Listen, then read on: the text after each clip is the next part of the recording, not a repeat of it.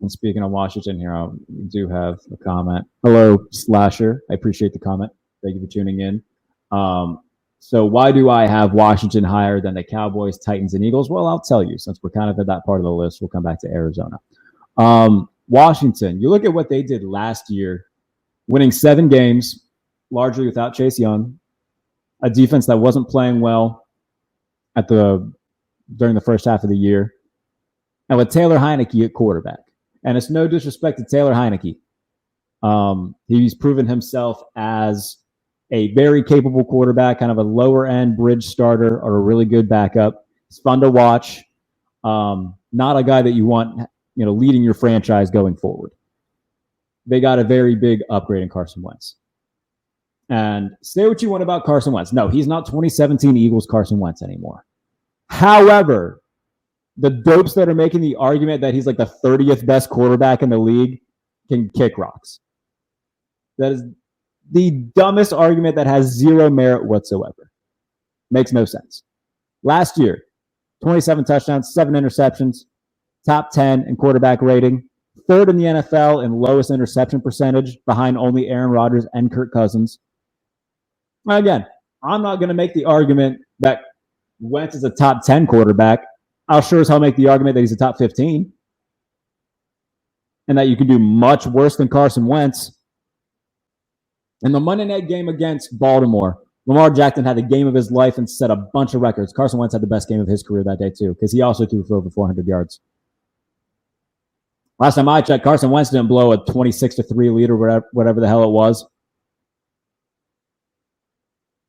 Now look, we can talk about the Jacksonville game. Yes, he played bad in that game.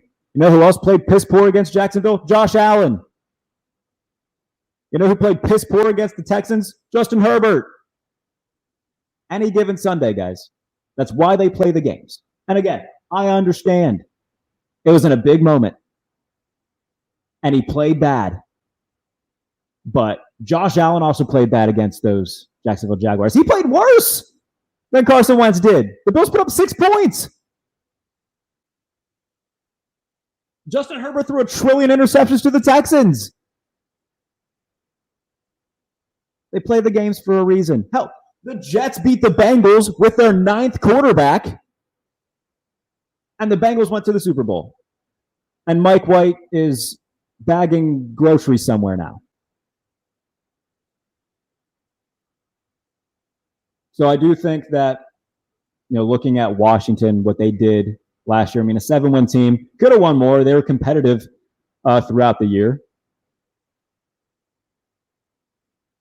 So I'm excited to see what they can do with Carson Wentz, an upgraded quarterback.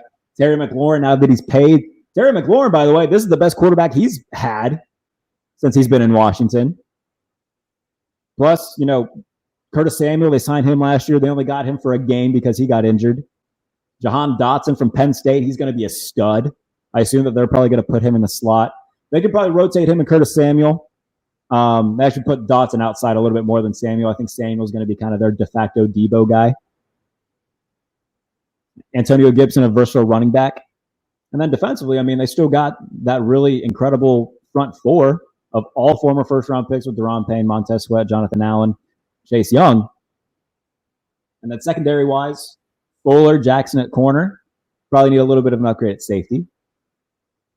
Linebackers, if Cole Holcomb can take a step forward, then they'll be... Their defense, I think, got a little bit overrated because of their schedule in 2020. But I still think it's a fine defense. And with the upgraded quarterback, all these weapons, I think that the Commanders win the NFC East.